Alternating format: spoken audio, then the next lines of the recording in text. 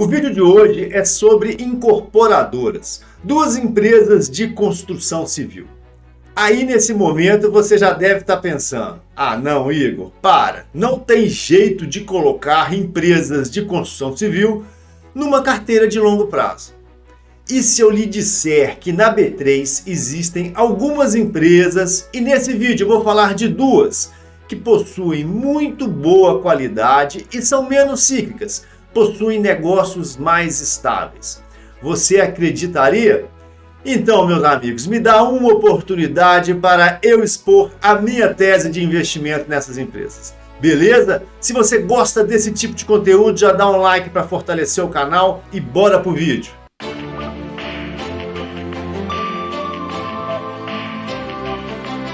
E para começar a conversa, pessoal, é importante sim você ter um pouquinho de construção civil na sua carteira de longo prazo, tá? Aí você pode falar comigo, não Igor, são empresas muito cíclicas, isso aí detona a carteira da gente. Beleza, mas essas empresas, se você escolher as empresas corretas, existem alguns artifícios, alguns mecanismos que atenuam essa situação, beleza? Vamos lá. Em primeiro lugar, pessoal, investir em empresas de construção civil, investir em incorporadoras, é se posicionar em empresas que surfam de uma forma muito forte o crescimento econômico. Então, pessoal, essas empresas, quando a economia vai bem, né, se o PIB está crescendo 2, 3, 4%, essas empresas vão crescer 8, 9, 10%. Elas vão crescer de uma forma muito mais forte que o crescimento do PIB. E isso é bom porque dá um up na sua carteira, né? Aí você já deve estar pensando, beleza, Igor, mas quando o PIB está caindo, essas empresas afundam. Aí entra a arte de se investir, a arte de poder girar a carteira e escolher os investimentos certos no momento certo, beleza? Vamos lá. Naqueles momentos, né, que a economia está mergulhando, que a economia não está muito legal, que a taxa de juros está alta, o que acontece? Geralmente o governo implementa medidas anticíclicas, né, para segurar a queda, para tentar voltar, né, colocar crescimento na economia, né? E de que forma isso pode impactar a construção civil? Principalmente na manipulação da taxa de juros na concessão de empréstimos. E isso acontece de forma muito forte no programa Minha Casa Minha Vida e principalmente naquele mercado mais baixo, de mais baixa renda, né? Nesse segmento, pessoal, as taxas de juros são fortemente subsidiadas, né? E a taxa de juros, nesse caso, não impacta a contratação de empréstimos. O que vai impactar é sim o desemprego, é outro tipo de coisa, beleza? Mas é uma medida anticíclica que pode atenuar o impacto da queda econômica naquelas empresas que atuam nesse tipo de segmento, né? Por exemplo, a MRV, né, que é um exemplo clássico de construtora que trabalha no baixa renda, né? Mas e aí, né? Existem outros mecanismos que podem atenuar também essa situação, essa característica cíclica desse segmento? Vamos lá. Gente, existe um negócio chamado valorização. Imagine que, por exemplo, uma construtora comprou uma grande fazenda, construiu ali vários empreendimentos comerciais, residenciais, e ali o que acontece? Aconteceu uma valorização normal. Famílias se deslocaram para lá, abriu comércio, supermercado, farmácia. Um imóvel que valia 200 passa a valer 400. Aí daí 3 meses passa a valer 450. Daí um ano passa a valer 600. O que acontece? Essa valorização, ela origina na contabilidade o que nós chamamos de PPI, Propriedade para Investimento. O que é isso? Gente, as construtoras, elas não vendem 100% dos seus empreendimentos. Elas têm uma reserva técnica que ela segura para vender mais à frente quando o imóvel estiver mais valorizado, né? Algumas construtoras pegam parte dos imóveis e colocam para aluguel, né? A JHSF faz isso, a MRV também tem essa divisão de locação. Então, o que acontece? Enquanto esse imóvel estiver no bolso da construtora esperando a valorização ou estiver sendo alugado para inquilinos, ele vai valorizando. Essa valorização ela é contabilizada trimestralmente e ela pode ser contabilizada no balanço patrimonial da empresa como PPI, né? Propriedade para Investimento. E isso turbina o resultado líquido da empresa. Nesse exemplo aqui, né, vamos supor que o imóvel valia 200, passou Um ano ele passa a valer 400 mil. Esses 200 mil, que seria a diferença, a valorização, ele pode ser contabilizado na receita como PPI. Isso turbina o faturamento da empresa, beleza? Gente, agora é importante nós percebermos que o setor de incorporação ele é muito grande e ele é segmentado por renda. Existem aquelas consultoras especializadas no baixa renda, aquelas especializadas no média renda, né? E aquelas no alta renda. Cara, alta renda, por exemplo, não existe crise para essa turma. Olha a JHSF, olha a Mitre, são empresas que estão crescendo mesmo na crise, né? Por quê? Porque não existe crise para alta renda. O cara não está nem aí com juros, cara. Ele compra à vista. E se ele for financiar, ele vai lá no seu bancão, coloca outras garantias e consegue taxas muito baratas, né? Então é importante você estar sempre girando a carteira nesse segmento para se posicionar junto àquelas empresas que naquele momento, né, são as mais adequadas, beleza? Pode ser de vez em quando uma MRV, pode ser uma STEC, pode ser até uma JHSF, vai depender da conjuntura, vai depender do momento. Mas de forma geral, pessoal, é importante sim você ter empresas de construção civil, beleza? E aqui nesse vídeo eu vou mostrar duas empresas para vocês que hoje são empresas sensacionais, empresas resilientes, beleza? E uma inclusive é uma oportunidade para investimento ao meu ver, ok? Aqui, pessoal, nós temos alguns gráficos, né, para mostrar a minha tese que é possível sim investir em empresas de construção civil, mesmo em momentos ruins, né? Olha aqui, por exemplo, o gráfico da Cury, né? De 2022 para cá, cara, a Cury ela saiu aí dos seus 11, 12 reais, está batendo os 35. Olha que gráfico maravilhoso, né? A Cury é uma empresa sensacional. Eu tenho até um vídeo sobre a Cury no meu canal. Gosto muito da Cury, tá? Pena que ela tá um pouquinho cara aqui agora, né? 35 reais eu acho meio pesado, né? Olha outra empresa bacana também que não tá nem aí pro ciclo econômico. Olha a Direcional, né? A ação saiu aí de 3, 4 reais, está valendo 16 reais. Isso aí de 2022 para cá. Olha o crescimento dessa empresa, né? Espetacular, né? Olha aqui, pessoal, a Cyrela. A Cyrela é a queridinha do mercado imobiliário brasileiro, né? Ela é recomendação de compra de praticamente todas as análises de empresas, né? Todas as casas de análise. Olha só, tá, beleza, teve aqui um eletrocardiograma que em 2021 ela caiu até 2022, mas depois subiu. Mas se você fizer o recorte correto aqui, cara, de 22 para cá, essa empresa saiu aí da faixa dos 10 reais e bateu os 30. É um crescimento muito grande, muito importante. Tem volatilidade? Tem sim. Construção civil tem volatilidade, tá? É sempre empresas mais voláteis, né? E vou dar outros exemplos aqui. Olha a MRV. A MRV já é um exemplo oposto, né? Ela de 2021 para cá, ela caiu aí uma ribanceira danada, só perdendo dinheiro, perdendo vendas, principalmente por causa daquela operação que ela tem lá nos Estados Unidos, né?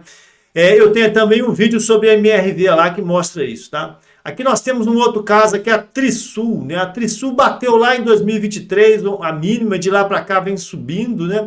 É uma empresa bacaninha, redondinha também, bem interessante, né? Olha a JHSF, né? A JHSF aqui em 2025, cara, ela tá bem legal. Ela saiu aí da faixa dos 3 reais, tá batendo 6. A JHSF, inclusive, ela paga dividendos mensais, tá? Eu nem concordo muito com essa política, não, mas enfim, ela paga, tá? Aqui você tem a Tenda. A Tenda também chegou a bater, né, o mínimo lá em 2023, valores bem mais baixos, né? Mas lá para cá, olha o crescimento que ela pegou, tá vendo? Beleza? Olha a Mitre ela está numa situação ainda não muito bacana, né? Chegou a bater 17 reais, ela está deslocada da realidade, que talvez esteja barata. Eu tenho um vídeo da Mitre, né? E não, ela não está barata, ela tem algumas características que eu não gosto da Mitre. Então a Mitre é uma empresa que para mim não me apetece em nada, né? E aqui a Melk, que é uma empresa lá do Rio Grande do Sul, também está meio que congeladona lá embaixo, né? Muito setorizada, tal, um crescimento mais fraco. Eu não curto muito a Melk, não. Tem gente que gosta, né? Eu não gosto, não. E a Exatec, né? Essa empresa eu gosto dela, beleza? Eu gosto dela. Só uma panorâmica aqui para vocês verem, né? Nós temos aqui diversas empresas, cada uma vivendo uma situação diferente. A arte, pessoal, é você escolher a empresa certa no momento certo, beleza? Vamos falar um pouquinho da Cyrela? Eu gosto muito da Cyrela, o mercado adora a Cyrela. Meus amigos, parei aqui a análise rapidinha só para fazer um convite para vocês a participar do clube de assinaturas do canal do Sumoney, né? Eu não vou entrar em maiores detalhes, não. Vou deixar um tagzinho aqui do vídeo para você entender um pouquinho o que o canal está oferecendo, beleza?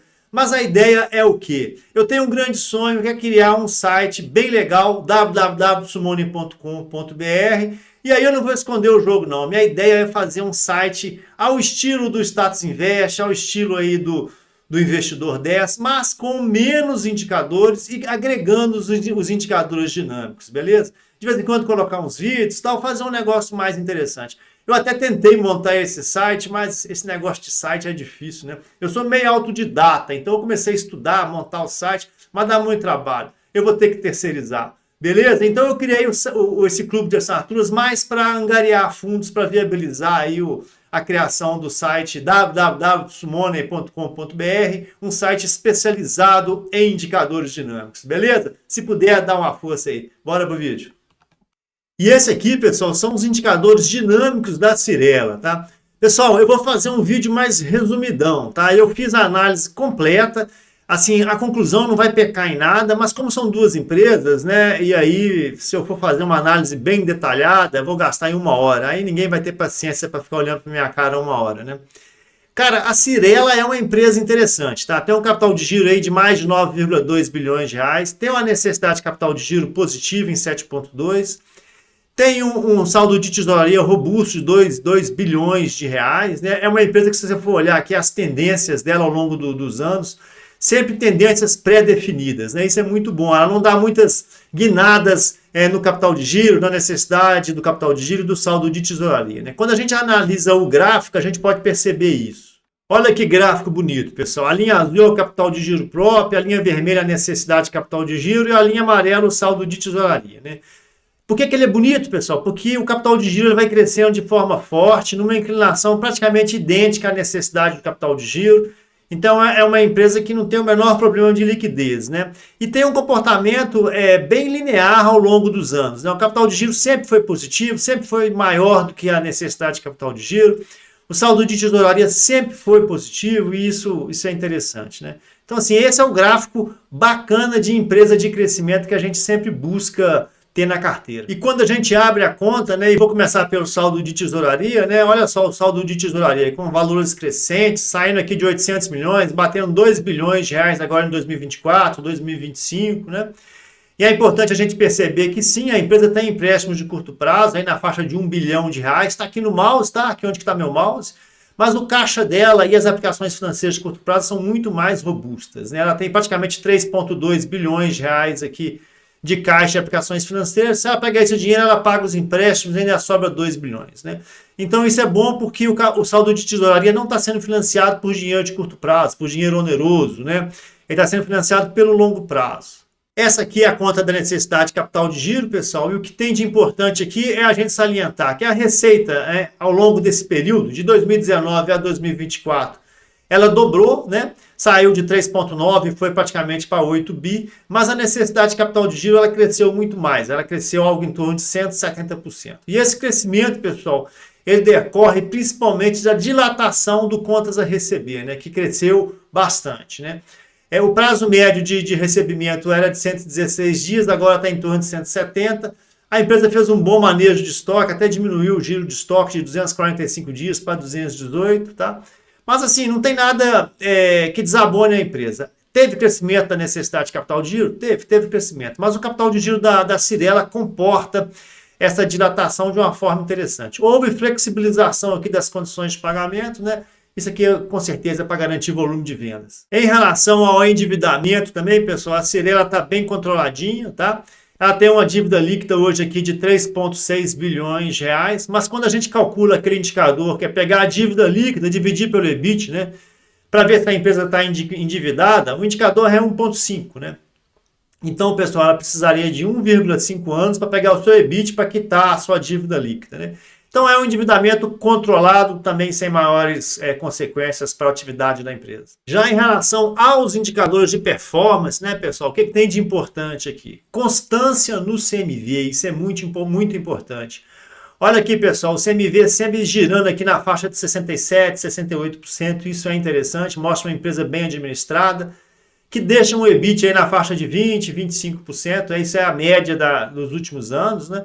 E um lucro líquido aí sempre superior a 15%. Né? Olha aqui, em 2023, em 2022, 15%, em 2023, 15%, em 2024, 20%. É uma empresa bacaninha, tá? Resultado financeiro positivo, né? E um lucro líquido aí bem relevante. Aí em 2024 ela gerou um lucro líquido aí na faixa de 1,6 bilhão de reais. Cara, fazendo uma conclusão bem resumidora da Cyrela, a Cyrela é uma empresa interessante, né? O capital de giro dela é robusto, ele cresce de forma autônoma por geração de lucro e cresce também por contratação de empréstimos de longo prazo.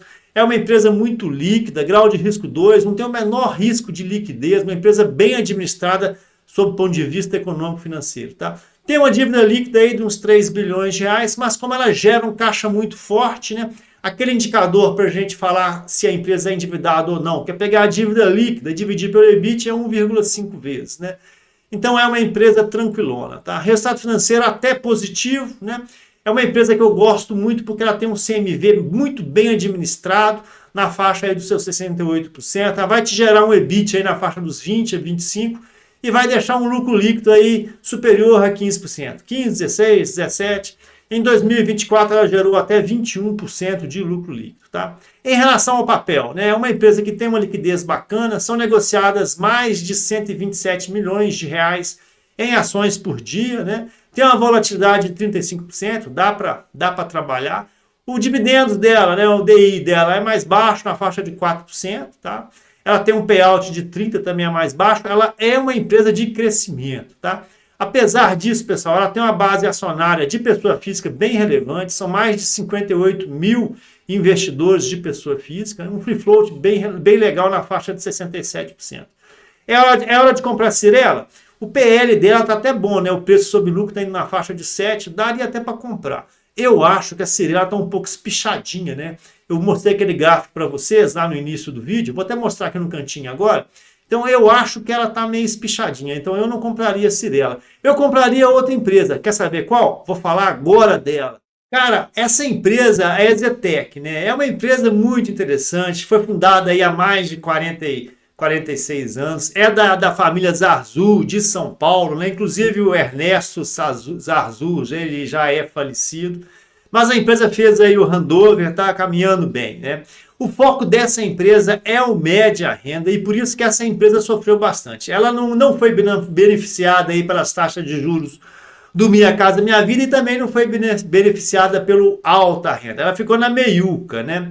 É uma empresa que abriu capital em 2007, cara, mas ela nunca deu prejuízo na vida. É uma empresa que tem 46 anos de vida, mas muito bem gerenciada, nunca deu prejuízo, cara. Tu imagina uma empresa que está há 47 anos num setor altamente cíclico, né, que tem um prazo de duração de investimento muito alto, entre você definir a compra de um terreno, fazer a incorporação, vender, construir e receber o dinheiro, isso pode demorar de 5 a 6 anos. Né? Então você define hoje a tomada de decisão e enquanto isso a economia sobe, a economia desce, mas a EZTEC está de boa, nunca deu prejuízo. Né? O que eu não gosto muito dela, mas isso é aquela questão do copo cheio ou do copo vazio, né? Que o foco da EZTEC é São Paulo, né? E aí, cara, o Brasil é muito maior do que São Paulo, mas São Paulo é gigante o suficiente para conseguir dar perenidade para essa empresa. Eu não posso nem questionar isso, porque é uma empresa que está há 47 anos em São Paulo, nunca deu prejuízo, né? Então tá tranquilaça, né? E é uma empresa, cara, que tem como característica um resultado financeiro robusto, né? É uma empresa muito conservadora na gestão, então é uma empresa que raramente se alavancou e aí ela sempre tem resultados financeiros legais que turbinam o seu resultado líquido. Então é uma empresa bem interessante. Eu fiz a avaliação da análise dinâmica dela, deixa eu mostrar para vocês, vamos lá. Esse aqui são os indicadores dinâmicos da EZTEC, tá, pessoal? Mas é uma empresa bacana, tá? Saldo de tesouraria sempre positivo, capital de giro sempre positivo, necessidade de capital de giro, como é característica desse setor, sempre positivo. É uma estrutura financeira sólida, né? Capital de giro aí hoje estimado em mais de 2,8 bilhões de reais. uma necessidade de capital de giro estimada em 1,6, né? Então é uma empresa bem líquida, né? Algo em torno de 1,1 bilhão de reais em saldo de tesouraria. Eu peguei essas informações e coloquei no gráfico. Vamos lá dar uma olhadinha no gráfico para você ver as tendências no longo prazo. Bora lá. E esse aqui é o gráfico, tá, pessoal? A linha azul é o capital de giro, a linha vermelha é a necessidade de capital de giro, a linha amarela o saldo de tesouraria. O que tem de ruim aqui, pessoal, foi 2021, né? Quando o saldo de tesouraria ele mergulhou, ok? De 2021 até 2023, e a necessidade de capital de giro ela cresceu. Mas, pessoal, como o capital de giro é bem forte, essa variação, vamos dizer, essa festa aqui entre essas duas linhas, aqui a linha vermelha e a linha amarela, pouco impactou o capital de giro porque ele vem crescendo forte. Então, apesar disso, é uma empresa bacana, tá? A partir de 2022, que a gente percebe uma tendência da necessidade de capital de giro de andar de lado e uma recuperação do saldo de tesouraria da empresa, o que isso é importante, né? Então, a foto hoje de 2024 para 2025 é uma empresa bem robusta quando a gente analisa a estrutura da empresa utilizando aí a análise dinâmica de balanço. Quando a gente abre a conta do saldo de tesouraria, a gente começa a perceber a robustez dessa companhia, né? Ela tem um saldo de tesouraria que hoje, em 2025, de mais de 1 bilhão de reais, 1,1 bilhão de reais, está aqui no mouse, tá, pessoal? E praticamente não tem empréstimos de curto prazo, né? 61 milhões de reais, né? Mas a empresa tem mais de 1,2 bilhão de reais em caixas e aplicações financeiras. Então, essa liquidez toda que a empresa tem, que a EZTEC tem no curto prazo, pessoal, ela vem das contas estratégicas do capital de giro e da conta operacional da necessidade de capital de giro, né? Quando a gente avalia, né, a necessidade do capital de giro da empresa, a gente percebe que a empresa praticamente dobrou o seu faturamento, saindo de 800 milhões de reais, batendo aqui praticamente 1,6, ou seja, um crescimento de 100% ao longo desse período, né? E a necessidade de capital de giro, pessoal, ela cresceu apenas 88%. Então, houve uma boa gestão das contas operacionais. E principalmente, pessoal, isso se decorre da conta de estoques, né? O giro de estoques da EZTEC, que antes era de 380 dias, passa a ser a 322 dias. Então, a empresa está trabalhando com um estoque mais enxuto, ela está girando mais os seus apartamentos, né? Uma conta bem apropriada que mostra uma excelente gestão das contas operacionais da empresa, beleza? Nota 10 para ela. Capital de giro bem robusto também, pessoal, saindo aí de 2,1 bilhão de reais e batendo 2,8 bilhão de reais. Subiu aí na faixa dos seus 700 milhões de reais, né? E merece uma menção honrosa aqui a reservas de lucro. Aqui no mouse, tá, pessoal? Os que saíram de 884 milhões de reais e bateram 2,2 bi. É aquilo, né? A nossa amiga EZTEC é uma empresa lucrativa e parte dos lucros são distribuídos, né, em dividendos, como é normal, e parte dos lucros estão aí fortalecendo a estrutura de capital da empresa. Aqui já é a avaliação do endividamento da empresa, né? A empresa ela se caracterizou por sempre ser uma empresa dívida líquida negativa. Olha aqui no mouse, pessoal. 1,2 negativo, 1 bilhão negativo, 800, 240 negativo. Agora, a partir de 2023, sim, ela tem dívidas positivas, mas muito pequenininhas, né? Olha aqui em 2024, uma dívida líquida de 365 milhões de reais para um EBIT de 334, né? Então, teoricamente, ela precisaria só de um ano para quitar a sua dívida líquida, né? É uma empresa que, se você for pensar bem, essa dívida líquida aqui, ela nem necessitava existir, né? Quando nós avaliamos a estrutura de capital dela, está sobrando capital de giro, ela podia até diminuir o volume de capital de giro, liquidar essa dívida aqui, que ficaria tranquilona, tá? Então, do ponto de vista do endividamento, é uma empresa ok. Em relação à performance operacional da EZTEC, tá, pessoal? O CMV bem bacana, na faixa dos 65%.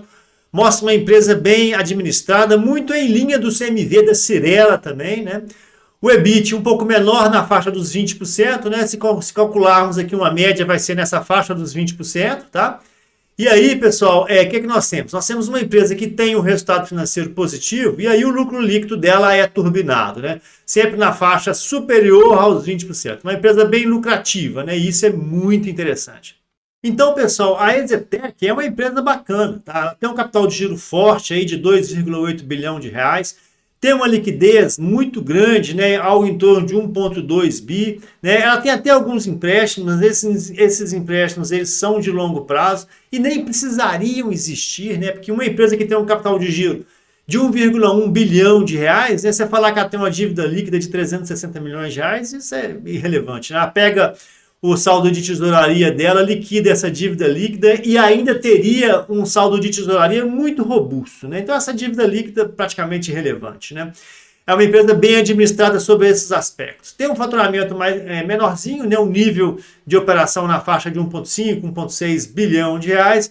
CMV bem administrado na faixa dos 66%. Ela tem um EBIT bacana também na faixa dos 21%. O lucro líquido muitas vezes é até superior ao EBIT, porque é uma empresa que gera um resultado financeiro positivo. Então é uma empresa bacana sob o ponto de vista operacional, bacana sob o ponto de vista da estrutura de capital, beleza? É uma empresa que hoje ela tem um free float grande aí na faixa dos seus 43%, tem uma base acionária relevante, são mais de 66 mil investidores, pessoa física, né? Tem um valor de mercado aí de mais de 3 bilhões de reais hoje, mesmo com as ações bem, né, nos últimos anos sofreram demais, o preço caiu bastante e ela ainda não se recuperou, né? Tem um PL na faixa de 7 vezes, né, aquele indicador preço sobre lucro, né? Tem uma liquidez na faixa de 18 milhões de reais por dia. Não é uma liquidez de uma Cyrela da vida, mas é uma liquidez mais do que suficiente para você entrar e sair. A volatilidade da EZTEC também é superior à volatilidade da Cyrela, né? A volatilidade da EZTEC está na faixa dos 43%, mas ela paga mais dividendos, tá? Paga aí seus 9 pontos percentuais de dividendos anuais, isso é interessante. Tem um payout também aí na faixa de 35%, 40% nessa faixa. Pessoal, todas as duas empresas são sensacionais. A Cyrela é muito boa empresa, a EZTEC muito boa empresa. Nós vimos que, sob o ponto de vista da análise dinâmica de balanço, as duas empresas são muito líquidas, têm uma estrutura de capital muito robusta, grau de risco 2, não tem risco nenhum, tranquilidade total. Passou pela crise aí dos últimos anos de boaça, tranquilaça, tá? Sob o ponto de vista operacional, são empresas que têm um CMV bem administrado, na faixa de 67%, né? O EBIT das duas é positivo, sempre acima de 20%. São empresas que geram lucro robustos, né? Empresas boas. Todas as duas empresas são interessantes. Esse é o famoso tanto faz, né? Sob o ponto de vista econômico-financeiro, tanto faz. As duas empresas são bem alinhadinhas, né? O que diferencia as duas empresas, né? Hoje, assim, na minha análise atual, né? Vamos lá. Nicho de mercado, né? A Cyrela foca mais no mercado de alta renda. Ela tem até outras marcas que focam o baixa renda e o média renda, mas quando a gente pensa em Cyrela, é alta renda, né? E quando a gente pensa em EZTEC, é a média renda, né? A diferença disso, pessoal, de nicho de mercado, repercutiu na performance das ações nos últimos anos, né? A Cyrela, ela sofreu menos do que a EZTEC. A EZTEC, inclusive, ela não se recuperou ainda, né? Agora, final de agosto, início de setembro de 2025, os preços das ações começam a se deslocar, mas quando a gente analisa o preço da ação da EZTEC em relação aos seus concorrentes, né, a gente percebe que ela está meia atrasadona, né? Agora que ela está acordando, né? Então, em virtude disso, me despertou aí uma vontade de estudar um pouquinho mais a EZTEC para ver se tem aí uma oportunidade de ganho de capital aí no médio ou no longo prazo, né? Enfim, hoje, nesse momento, eu não compraria Cyrela, apesar dela ser uma sensacional empresa, mas pelo momento que ela está no gráfico, né? Aí os analistas técnicos podem me ajudar. E eu estou avaliando bem a oportunidade de compra na EZTEC, porque eu acho que ela está meio atrasada e é uma empresa bacana, né? E está começando a se movimentar a recuperação dos preços. Acho que vale a pena você estudar um pouquinho em EZTEC, beleza? Eu, ao menos, vou estudar a EZTEC mais um pouquinho. Mais para frente, aí, se eu achar alguma informação legal, interessante sobre a EZTEC, eu até subo uma revisão, faço um vídeo só sobre a EZTEC. Cara, mas acho que vale a pena você dar uma estudadinha nessa empresa. Acho que ela está meio atrasadinha e é uma empresa bacaninha, beleza? E aí, meus queridos, vocês gostaram do vídeo? Não concordam comigo? Coloca aí nos comentários. Concordam? Gostaram da análise? Já vale um like. E bora aí fazer algum comentário para mim, para a gente trocar alguma ideia aí. Às vezes eu estou errado, me alertem, beleza? Muito obrigado, meus amigos. Muito obrigado. Bons investimentos e principalmente fiquem com Deus.